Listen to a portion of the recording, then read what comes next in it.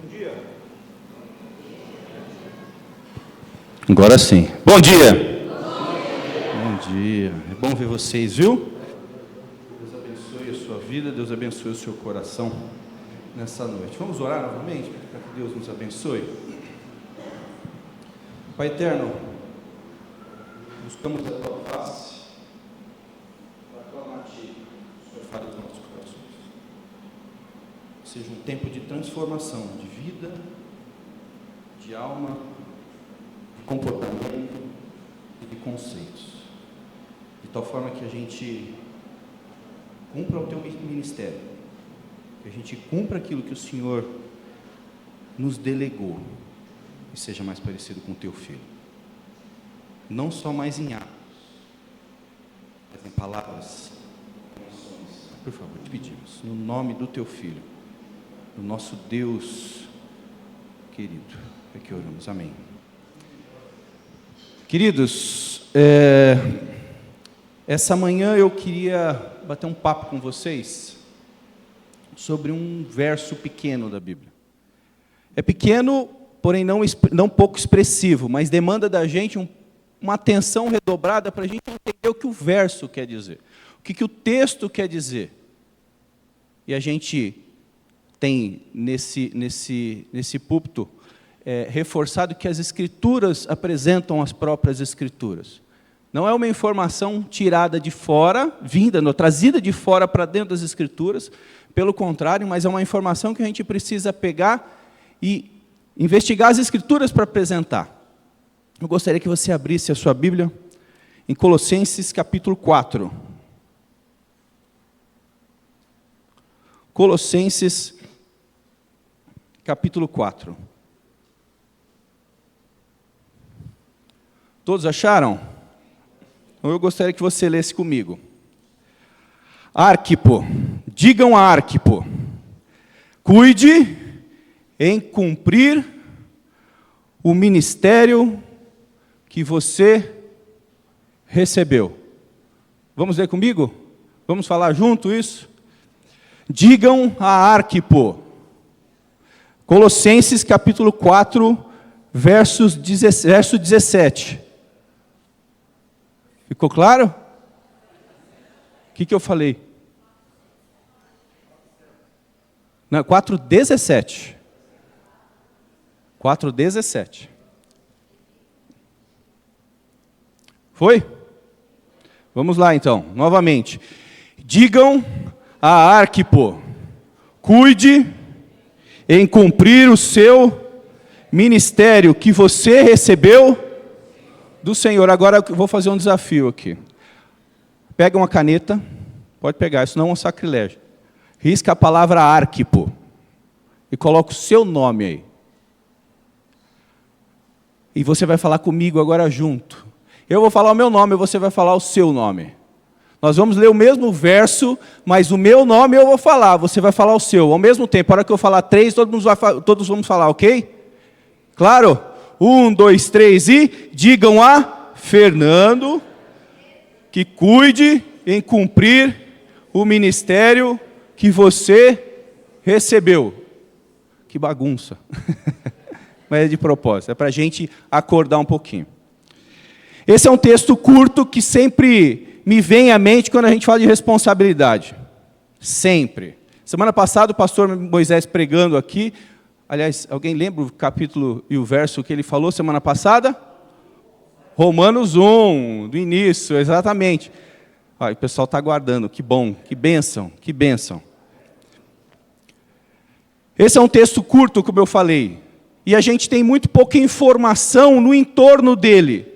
Entretanto, é um texto que faz parte de um contexto, de um livro. E a gente não pode interpretar ele fora do livro, fora desse contexto. Se eu fizer isso, eu vou contar uma história para vocês, vocês não vieram ouvir história da minha parte. Eu não tenho muito que contribuir com você, exceto compartilhar a palavra.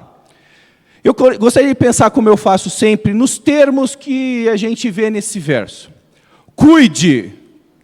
Quando você fala para o seu filho, toma cuidado ou cuida com o que você vai fazer, você está querendo dizer o que para ele? Presta atenção, correto? Fica atento. Observe. Dá foco no que eu vou falar. Esquece, tira da frente as outras coisas, mas foco. Não é assim que a gente faz? A gente vai falar para a criança, a gente atraiu, chama a atenção do foco, da atenção dela. Cumprir. Tem a ver com o quê? Cumpre o seu ministério. Realiza o que foi te colocado às mãos. Faça, execute. Não é palavra, não é ficar pensando como uma ideia grega de que vem à mente e a gente torna isso uma reflexão sem fim. Não, execute, esteja atento para fazer o que precisa ser feito. Coloque as mãos na massa. A gente falou agora de diaconia, a gente vai tocar nesse assunto um pouquinho. Ele chama Arquipo e fala, olha, presta atenção no que eu vou falar, dá foco e execute. Torne aquilo que foi demandado a você uma realidade. Traga à realidade aquilo que foi pedido a você. Simples, não é? Estou lendo o texto.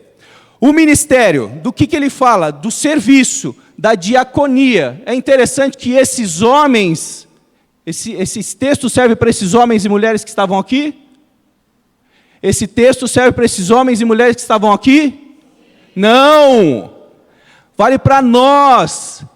Por isso que eu falei para você colocar o seu nome aqui.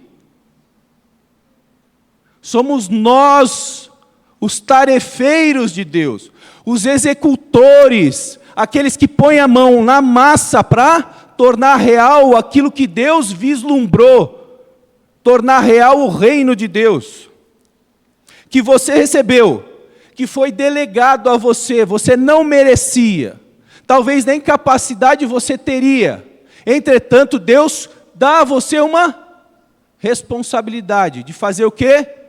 Tornar uma tarefa, uma missão cumprida, óbvio, no Senhor.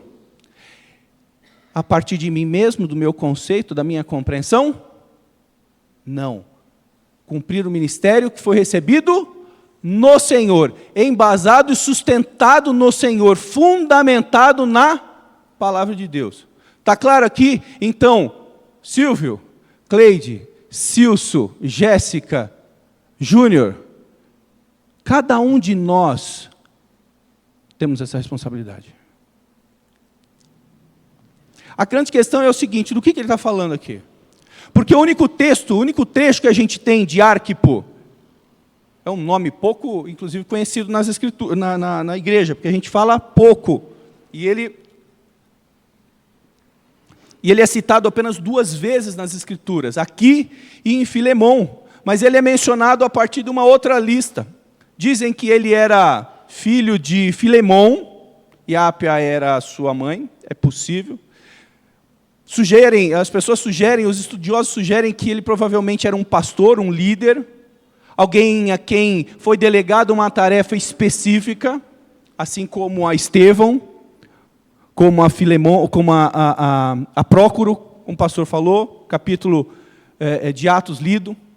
Mas provavelmente uma tarefa foi delegada, aqui explicitamente. Mas a gente não tem muita informação dele. A gente não tem muitos dados. A gente sabe que ele provavelmente viveu o tempo de derrocada da igreja de Laodiceia, que é aquela igreja no Apocalipse, no capítulo 3, que foi indicada que você não é nem quente nem fria. Pouca diferença você faz. A gente não sabe se ele participou efetivamente dessa derrocada, ou se ele tentou lutar contra. Fato é que Paulo fala, amigo, cuide em cumprir aquilo que foi dado a você. Então a gente não tem muita informação. A informação que a gente tem é que ele era um crente, assim como eu e você, que amava Jesus, assim como eu e você, que foi delegado a ele uma responsabilidade, uma tarefa, assim como a mim e a você, que estava alinhada, que estava associada a missão de Jesus, que precisava ser executada para cumprir um propósito de Deus. É o que a gente sabe desse homem. Agora, por que Paulo, no finalzinho do seu texto, da sua carta, fala, que é o penúltimo versículo. Antes que eu me esqueça, falem a Arquipo, para que ele faça o que foi dado a ele fazer. Porque essa é a informação que a gente tem. Agora, para a gente conseguir caminhar um pouquinho, a gente precisa entender para quem Paulo fala. Porque Paulo não fala para Arquipo só. Ele pega a mensagem que ele elaborou, que ele construiu, que ele escreveu, e manda para uma igreja, a igreja de Colossos, que ficava numa região, talvez a menor cidade próxima ali. Tem Colossos, Laodiceia e Hierápolis, que eram cidades com aproximadamente 10 quilômetros de distância entre elas. Era a cidade mais pobre, menos expressiva.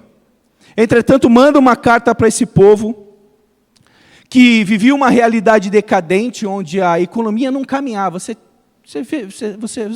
consegue vivenciar isso comigo? Eu não sei se na tua realidade. Porque o ambiente onde eu vivo, parece que a economia fica tropeçando toda hora. Você vivencia isso? Era um lugar onde havia presença de colonos judeus que provavelmente veio da diáspora, mas um lugar onde havia muita idolatria, um paganismo sem fim, sincretismo, que é uma mistura de religiões, de práticas, uma superstição crescente na prática daquele povo. E aí Paulo escreve lá nos anos 60 aproximadamente essa carta a esse povo, a partir de uma demanda apresentada por Epáfras, um grego. Ele sai dessa região e vai visitar Paulo aonde? Em Roma. Coloca 3.000 quilômetros aproximadamente. Ele pega o barquinho, anda, pega o cavalo, pega o barquinho, navega, depois anda, pega o cavalo, e chega lá em Paulo. E compartilha das dores daquela igreja. E fala, Paulo, a gente tem ido bem. Os irmãos têm crescido, são irmãos crentes, gente que segue Jesus. Entretanto, existem alguns desafios, algumas dores que a gente vive ali naquele lugar, que está fazendo com que o evangelho não prospere. E ele começa a compartilhar. Muitos deles, não os irmãos da igreja, mas muitos que estavam envolvidos, entendiam que Jesus não era a única solução. Havia outros. Entende que Jesus veio, mas não veio em carne. Ele era um fantasminha camarada que vinha e fazia os seus milagres, mas efetivamente não era um homem de carne. Por quê? Porque aqueles homens entendiam que a matéria e o espírito não conversam. A matéria é má, é suja, o espírito é santo. Se Deus é santo mesmo, ele não pode estar junto do homem. Isso a gente já falou em algum momento também. Muitos deles, Paulo, até têm um estilo de vida bom. Eles não adulteram, eles não mentem, eles têm uma alimentação saudável, eles têm uma relação boa. Entretanto, isso é para quê? Para que o espírito seja alimentado. Já que a carne também não precisa muita coisa, então outros também deixam de lado. E aí se envolvem com imoralidade, a carnalidade, e se deixam levar pela realidade do dia a dia. Conversando com Paulo, porque é interessante, Paulo não exorta o povo de Colossos, ele não dá uma bronca naquele pessoal. Vejam, vocês estão fazendo errado, vocês estão indo no caminho errado, vocês estão... Não, ele não faz isso. Ele reafirma desde o início e reforça aquilo que Epáfras já estava comunicando àquele povo. Naquele grupo, alguns gostavam de se destacar, entendendo que eles eram especiais em relação aos demais. Afinal, a fé é para homem de segunda linha, para mulher de segunda classe. Agora, aqueles que são os entendidos, são os especiais. E esses que têm um conhecimento especial estão mais próximos de Deus. Você começa a criar uma casta. Você tem os apóstolos ungidos, vocês têm os líderes e você tem a ralé. Esses homens têm o conhecimento, diziam que tinham conhecimento. Esse povo aqui só conseguia crer. E aí, essa igreja bem formada, sólida no ensino de Jesus, começa a vivenciar essa realidade que não comunica mais as Escrituras. Eu quero deixar um pouco mais claro isso e trazer isso para a nossa realidade. Porque às vezes eu tenho a impressão que quando a gente fala desses termos, talvez a gente não comunique. Mas eu quero tornar prática essa realidade. E dizer para vocês o seguinte. Vamos exemplificar nos dias de hoje como é que seria essa realidade? E aí eu quero ver se você se identifica ou se você já ouviu isso. Todos os caminhos levam a Deus. Era o que eles falavam. Trazendo para a nossa realidade, é exatamente isso que ele está dizendo. Deus, em Jesus, homem Deus, é impossível esse milagre. Uma outra realidade que a gente poderia dizer, porque aquele povo falava, olha, vamos à igreja para receber uma bênção. Vamos à igreja para receber uma graça. A carne é fraca. Existe uma tolerância em relação a essa fraqueza. O espírito que é forte. Existe uma dualidade. Está dando para perceber? Existe uma dualidade. Deus não está comigo, Deus está na igreja. Alguns têm a informação, outros não têm a informação. Sempre existe a oração do pastor que é mais forte. Então eu vou pedir para o pastor orar para a minha doença. Porque o meu irmão que mora comigo, que dorme no meu quarto, ele não é o pastor, a oração dele não vai ser. Porque ele não é o ungidão. Você já viu isso? Autoconhecimento para atingir a iluminação do eu. Quanto mais informação e conhecimento, quanto mais experiência dessa realidade, mais evoluído eu seria. Já ouviu isso? Existe, naquela ocasião, um falso conflito entre fé e razão. Se você crê, você não pode conhecer. Se você conhece de fato, você não vai crer. É isso que aquele povo estava lutando. Naquela realidade, apelar a santos, anjos, entidades. Afinal, para baixo todo santo, não importa quem é certo, o importante é eu ir em todos os lugares que me dá oportunidade de que o etéreo, o metafísico, de alguma forma me toque. A individualidade como meio de sobrevivência. Você identifica alguma coisa na nossa realidade? E aí, para aliviar minha consciência, sabe o que eu faço? Boas ações. Essa é a realidade de Colossos. Porque quando eu falo naqueles termos bonitos, talvez não toque a nossa realidade. Vou dar alguns outros exemplos. Crer em Jesus e ir na igreja é o suficiente. Mudar de vida é outro negócio. Estudar a Bíblia, isso é negócio para pastor. Deixa para o sacerdote. O sacerdote vai lá, estuda, vem domingo, eu vou na igreja e falo domingo, durante a semana, porque existe uma realidade desconectada da outra. Tomar posse. Já ouviram? Ao invés de ser a posse. Desejamos tomar posse do que é meu, do que Deus me deu, do dinheiro, da riqueza, da benção. É o que aquele povo estava procurando. Usar a política para implantar um Estado teocrático, com certos costumes divinos, porque esses costumes são os costumes de Deus. Como se você, transformando a cultura, você tornasse o ambiente espiritualmente santo.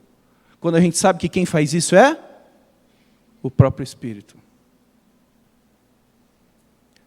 Louvores que te fortalecem e que te levam mais perto de Deus. Você já ouviu isso?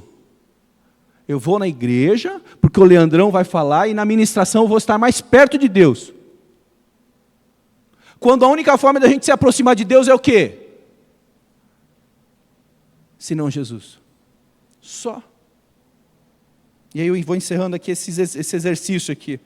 Aliás, falando em exercício vale de pouco, né? O que Timóteo fala. Timóteo capítulo 4, verso 8 fala, o exercício é de pouco proveito, não é verdade? Então não precisa.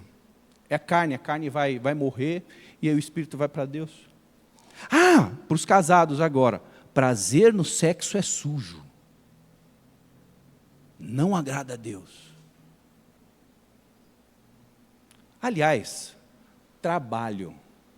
O trabalho é um castigo e eu tenho que aguentar e levar essa pedra até o final da minha vida. Isso é gnosticismo, que é o que Paulo combatia naquela realidade.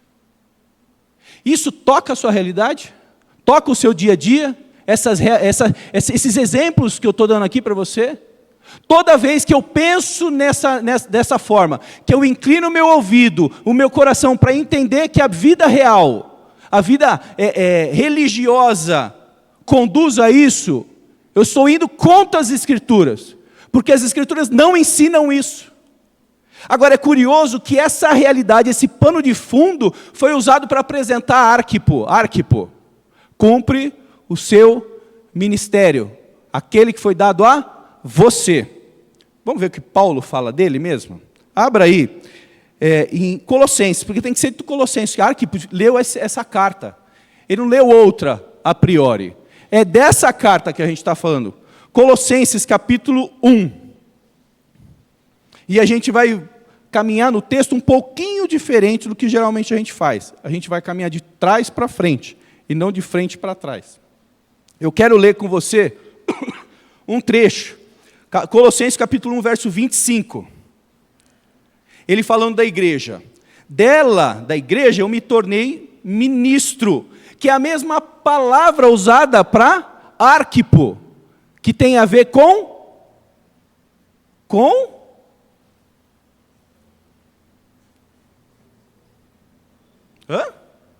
Tem a ver com serviço, gente. Tem a ver com serviço.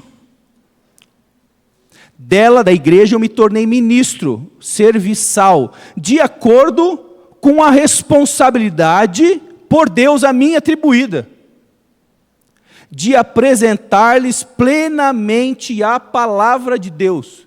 Não é de apresentar-lhes uma forma de vida, segundo os meus propósitos. Não é de apresentar a eles uma forma nova de louvor. Não é de apresentar a eles uma nova forma de reunião. Não, é de apresentar a eles plenamente a palavra de Deus. E é curioso que, olha, eu me torno ministro de uma responsabilidade que foi me dada por Deus para um determinado fim, para uma determinada tarefa. Quando Paulo fala Arquipo, ele fala, cuide, dê foco para cumprir a tarefa, o ministério que foi dado a você. De que ministério que ele está falando, Arquipo? Se não do compartilhamento da palavra de Deus. Paulo fala dele e lembra Arquipo. Encoraja Arquipo. Aqui não é uma bronca, ele fala, Arquipo, segue em frente, amigo. Você é bom, o que você recebeu de informação é suficiente para você ensinar outros. E ele não está falando a um pastor formal, ele está falando a um membro, a um crente. Estuda, se prepare e compartilhe plenamente a palavra. Ele não está falando para uma classe, ao contrário do que aquele povo desejava. Alguns eram espirituais, tinham conhecimento especial, e os outros eram homens da fé apenas. Gente de segunda classe. Não, ele coloca todo mundo no mesmo balaio, numa mesma bacia, e fala, gente, é para vocês isso. Não é para o pastor, para o diácono, para o líder de louvor, é para o crente isso. Paulo fala dele, eu me tornei ministro de acordo com uma responsabilidade. Foi me dada uma responsabilidade que é curioso. Olha que Paulo fala, Arquipo. Cumprir a tarefa, a missão e o ministério que você recebeu. Olha lá, sou ministro. Eu recebi um ministério. Você recebeu como algo delegado. Olha, Deus me deu essa responsabilidade, Ele atribuiu essa responsabilidade a mim. E aqui, com base no Senhor, com base na palavra do Senhor. Paulo estava falando para Arquipo fazer o que ele fazia. Afinal, ele sempre falava, né? Imitem a mim, porque eu estou imitando a Jesus. Ele faz isso para aquele líder. Agora é curioso que Arquipo fica meio que, parece que ele fica no lugar de Epáfras. Paulo nunca tinha visitado aquele lugar, Colossos, e Epáfras tinha sido convertido, e aí ele começa a se mobilizar, e provavelmente o próprio Epáfras, que não era um líder formal, desenvolve igrejas naquela região. E nessa formação das igrejas, homens e mulheres são trazidos a Jesus, homens e mulheres são treinados, homens e mulheres são ensinados, estão em contato com o mundo, eles não estão dentro da igreja, fechado na igreja, porque Deus está na igreja, não, eles estão no mundo. É por isso que eles enfrentam essas lutas. Porque a gente, pensando diferente do que aqueles que pensam na igreja, e no confronto dessas ideias, existe uma contaminação que preocupa Epáfras. Epáfras faz o quê? Eu vou falar com alguém mais experiente, eu vou lá até Paulo. E deixa quem, provavelmente, lá para cuidar desse grupo? Arquipo. Provavelmente é isso que aconteceu. Foi isso que aconteceu. Da igreja eu me tornei ministro, de acordo com uma responsabilidade que por Deus foi atribuída a mim, de apresentar a vocês, ele está falando para a igreja, ele está falando para os líderes, de apresentar a vocês plenamente a palavra de Deus, o mistério que esteve oculto durante épocas e gerações. Mistério, mas não é o que aqueles homens estavam tentando trazer para a igreja? Paulo, quando fala de mistério, ele está tentando contrapor a ideia do mistério que estava sendo levado àquela igreja. Alguns homens super espirituais chegavam naqueles grupos e falavam, olha, há algo que vocês não conhecem mais. Falamos isso hoje, né, irmã Leila? Se alguém apresentar alguma coisa muito diferente, ou uma novidade que nunca se ouviu, levanta a orelha. Porque há 2000 anos têm sido pregadas as Escrituras. Esse é o desafio do pastor e de quem está aqui na frente. É trazer algo que seja relevante, entre aspas, novo, para que a gente consiga caminhar. O problema é que no novo eu não posso apresentar algo inédito. Não dá. O mistério que esteve oculto, a palavra de Deus foi dada a ele para ele falar, para que o mistério que esteve oculto durante épocas e gerações, mas agora foi manifestado aos santos. Veja, não tem mais mistério. Esse mistério que eu menciono, que é uma contraposição de ideias com aqueles homens que estavam tentando colocar, o mistério houve, mas já foi manifestado. E manifestado a quem? Aos santos, a igreja. A ele quem? Ao mistério que Deus dar a conhecer entre os gentios a gloriosa riqueza desse mistério, que é Cristo em vocês, a esperança da glória. Cuide em cumprir o mistério que foi dado a você. O ministério que foi dado a você. Qual é esse ministério? Conhecimento da palavra de Deus, a informação que transforma, a informação que salva. Cuide em cumprir o ministério que foi dado a vocês. Uma vez de posse desse ministério, uma vez apropriado dessa informação, o que eu tenho que fazer, gente? Ser um diácono. Os diáconos aqui na igreja, eles foram selecionados para desenvolver atividade junto do ministério pastoral, para que a igreja continue andando, e você exerça o seu diaconato lá fora. Nós lavamos os pés uns dos outros, para que você lave os pés de quem está lá fora. Nós fazemos para ensinar, para que você faça. Eu gosto de uma palavra do pastor André ali de Vinhedo, é muito interessante, eu já falei isso outras vezes. Nós não temos 3 pastores para 150 membros, gente. Nós temos 153 pastores para uma cidade. Assuma o seu ministério, aquele que foi dado a você por meio do Espírito Santo. Vamos voltar agora, vamos pensar. Quando ele fala lá para Arquipo, cuide, olha que interessante no verso 29 do capítulo 1 que ele fala. Cuidar significa, que nós falamos, dê atenção, foco, coloca todos os esforços nisso. Olha que Paulo fala. É para este fim, qual fim? Pregar plenamente a palavra. Que eu me empenho, que eu me esforço o mais possível, segundo o poder de Cristo que opera poderosamente em mim. Ele não faz porque ele se esforça tão somente, mas ele faz porque, se esforçando, o poder de Deus opera por meio da vida dele, e outras pessoas são alcançadas, assim como você foi alcançado.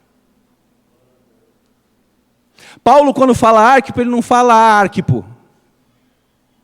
Ele fala a mim e fala a você. Deus não está te chamando para ser pastor. Não é isso que eu estou dizendo. Pastora, líder. Não é isso. Deus está te chamando para você ser um crente decente. Só isso. É aquele que assume e vive de acordo com aquilo que assumiu.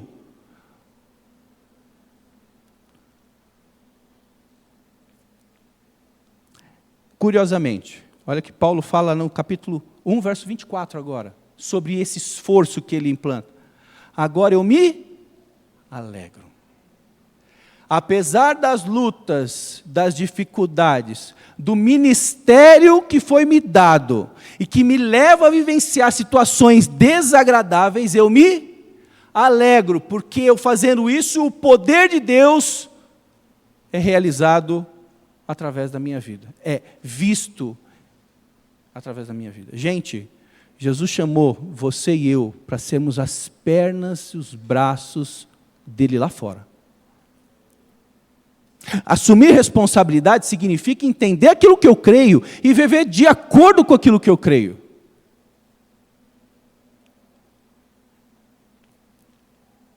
Paulo cuidava em cumprir o ministério de apresentar a palavra plenamente, que foi recebida de forma consciente, ele sabia disso, por Deus, a partir de Deus.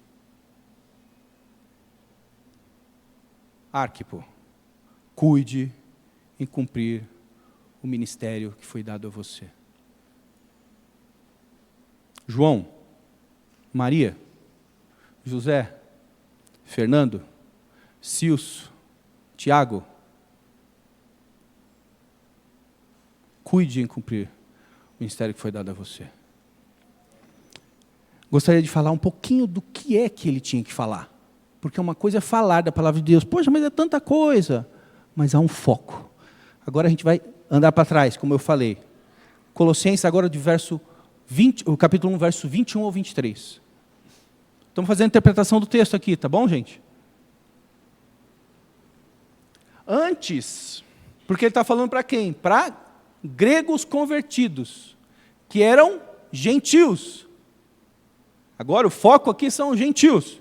Antes vocês, esses gentios, e eu e você somos gentios, exceto se você nasceu de pai e mãe judeu. Todos nós. Antes vocês estavam longe, separados de Deus. E na mente de vocês, vocês eram inimigos, conforme demonstrado pelo mau procedimento de vocês. Aquilo que vocês fazem, ou faziam naquela realidade, aquilo que vocês faziam demonstravam a origem de vocês. Se eu planto uma semente de laranja, o que eu preciso esperar que nasça depois? Posso esperar jaca? Se você nasce do Espírito, qual o comportamento, o estilo de vida que você tem que ter? É isso, é fruto. Antes vocês estavam longe de Deus, separados. E na mente de vocês, eram inimigos conforme demonstrado pelo mau procedimento de vocês.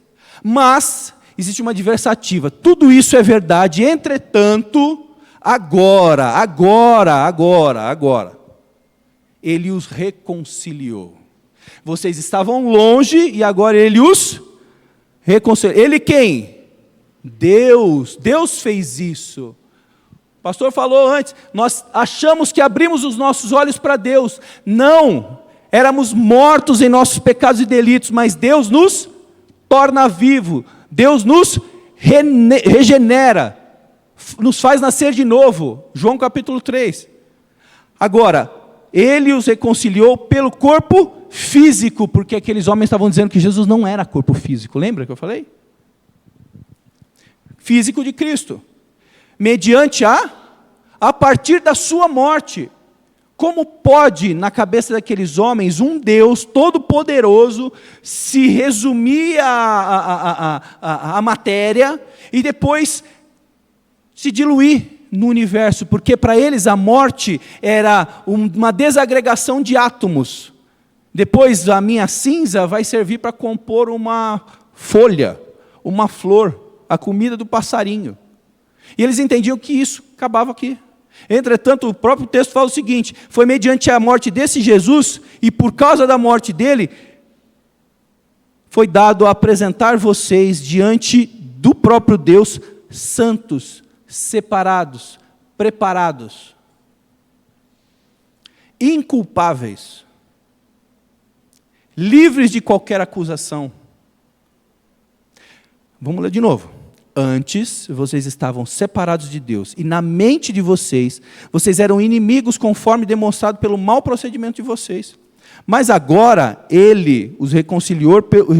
Deus os reconciliou pelo corpo físico de Cristo, mediante a morte, para apresentar vocês diante dele, santos, inculpáveis e livres de qualquer acusação. Desde que, agora tem um detalhe, tem uma nota de rodapé. Desde que vocês continuem alicerçados, firmes na fé, sem se afastarem da esperança do Evangelho, que vocês ouviram e que tem sido proclamado a todos os que estão debaixo do céu. E aí eu posso fazer um parênteses desse púlpito. Vocês têm ouvido. Olha que Paulo fala, este é o Evangelho, do qual eu, Paulo, me tornei ministro, servo, tarefeiro, executor, proclamador. Arquipo, cuide em cumprir o seu ministério. Eu vou encerrar aqui, não sem antes lembrar do texto de João capítulo 3. Abra lá a sua Bíblia, capítulo 3, verso 16, 16 de João. Nós vamos ler 3 versos. 3,16, todos sabem, não é? João 3,16. Porque Deus amou o mundo de tal forma que deu o seu único filho para que não tenha. Vamos continuar? Por que ele fez isso? Porque Deus enviou o seu Filho ao mundo, verso 17, Deus enviou o seu Filho ao mundo para que o mundo fosse salvo por meio dele. Não para condenar o mundo. A condenação não vem agora, gente. Deus dá o seu Filho para que por meio do Filho nós não sejamos mais condenados, sejamos juntos dele, junto dele para sempre. Pois Deus enviou o seu Filho ao mundo, não para condenar o mundo, mas para que este fosse salvo por meio dele, de Jesus. Agora, quem nele crê não é condenado. Nele quem? Jesus. Mas quem não crê em Jesus já está condenado. É aquela ideia de que você não vai para o inferno.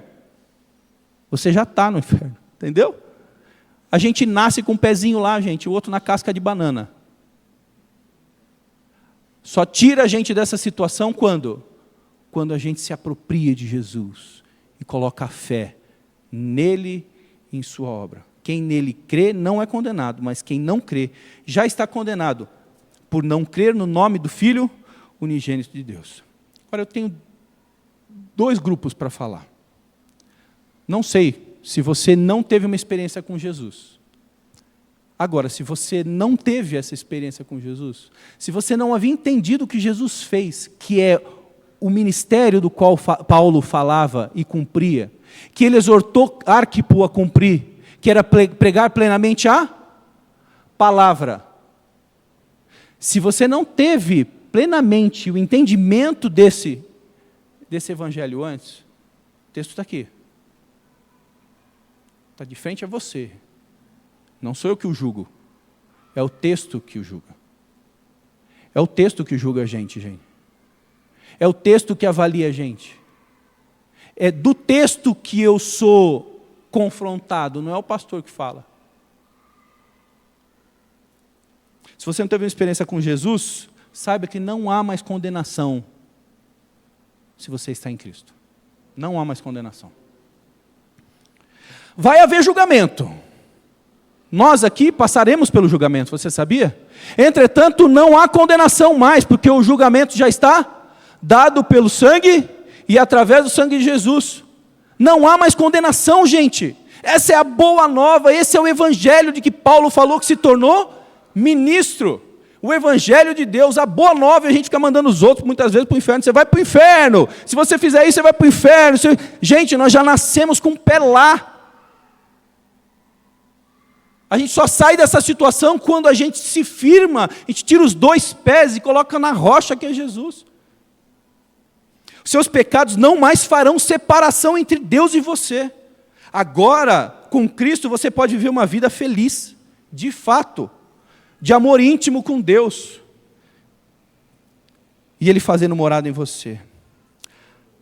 Mas nem tudo vai ser resolvido. Significa que você vai sair daqui e tudo vai ser as mil maravilhas. O tempo está nublado, não está? Você não vai sair daqui porque você recebeu Jesus e o templo vai se abrir. Não vai. As dificuldades, elas continuam. Entretanto, há agora um pai de verdade e uma mãe que cuida de você, na pessoa de Deus. Muitos dos problemas que a gente vê na vida das pessoas são fruto de uma paternidade e uma maternidade doentia. E a gente leva isso para a vida. Esquece esse padrão que você tem. Há agora um pai real, uma mãe real na pessoa de Deus, que cuida e orienta você. Essa é uma parte. Agora tem um outro grupo que eu preciso falar, que é para você que já teve essa experiência com Jesus. O que eu faço com isso, pastor? Assuma a responsabilidade, querido. É o que a gente está tentando levar você a fazer. Está conscientizando você a fazer. Se você já experimentou esse novo nascimento, receba o encorajamento que Paulo fez a Arquipo. Porque Paulo não pegou o chicote e deu nas costas do Arquipo. Ele não pegou o piano e jogou na cabeça dele porque ele estava fazendo errado. Ele falou, não, Arquipo, continua, menino. Vamos que você é bom. Você tem condições, a informação que você tem é suficiente. Transforma o mundo. Muda a forma com que você está encarando. As dificuldades vêm, mas elas vêm com Deus agora. Você não está sozinho. Envolva-se na missão de Deus. E realize. É o que Ele espera que você faça. Receber a Jesus não é ir na igreja de domingo. Não é ler a Bíblia ou ouvir o pastor falar. Não é uma atividade religiosa, é um estilo de vida. É uma forma nova de pensar. É transformador. Você olha para a realidade, para o seu trabalho, como eu falei, você olha para o seu trabalho diferente, porque o seu trabalho é o seu ministério. O seu trabalho é o campo que Deus botou você lá. E você, como pernas e pés de Jesus, você tem que fazer aquilo que Jesus faria lá. Não a partir do que você acha do que Jesus faria. Mas veja o que Jesus fez e pega o que Ele fez e sirva lá. Por isso que você é levado, é estimulado, é encorajado a lavar os pés das pessoas lá no seu trabalho, na sua casa. O trabalho não é um fardo, é o campo missionário. E você é o missionário de Deus. Cumpre o teu ministério. Se você não sabe como fazer isso, fala com a gente. A gente vai ter prazer em ajudar você. Baixa sua cabeça, por favor. Senhor, reconhecemos que o que temos E o que somos é teu. Mas não só o que temos em termos de bens, de talentos, não. Mas nós temos o ministério dado pelo Senhor, para que a gente, como Jesus, e a partir do próprio Cristo, a gente exerça esse ministério onde a gente está. Que como os diáconos envolvidos numa tarefa especial, específica aqui na igreja, de ajudar a gente como pastor, a cuidar do teu povo, que essa igreja, que esses irmãos queridos que estão aqui com a gente, entendam que o ministério da diaconia é deles também. É dado a eles para que eles cumpram o teu propósito lá. Porque foi delegado a nós. Foi nos atribuído essa responsabilidade, Senhor. Como a gente vê Paulo falando sobre si, falando sobre para Arquipo.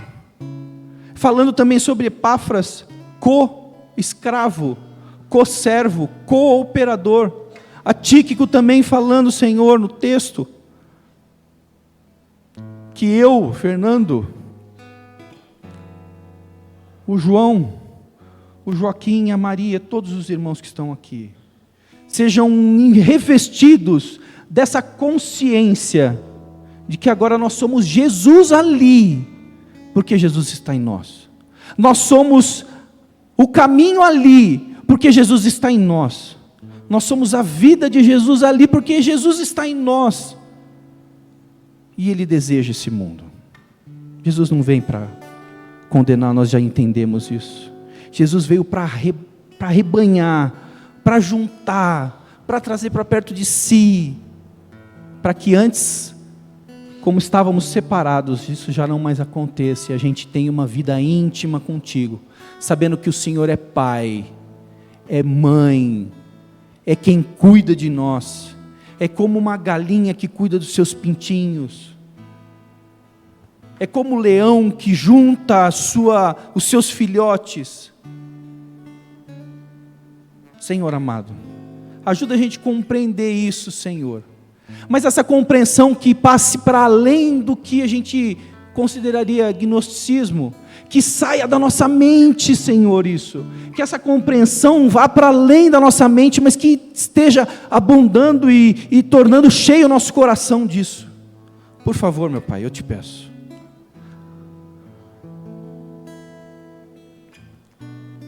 Assim como levantamos as mãos para orar pelos diáconos que exercem uma tarefa específica aqui dentro dessa igreja, eu levanto as minhas mãos para enviar, Senhor, o teu povo, abençoando eles, Senhor, nessa cidade enorme que carece tanto do amor de Jesus, que carece tanto da bondade de Jesus, que carece tanto do cuidado, do ajoelhar-se de Jesus e do limpar os pés. Que essa consciência de missão seja retomada de forma inequívoca na nossa mente, transforma a nossa vida, a nossa compreensão, e que essa compreensão, esse entendimento desça para o nosso coração, e do nosso coração para as nossas mãos e para os nossos pés. Eu te peço, no nome de Jesus é que eu oro. Amém, Pai.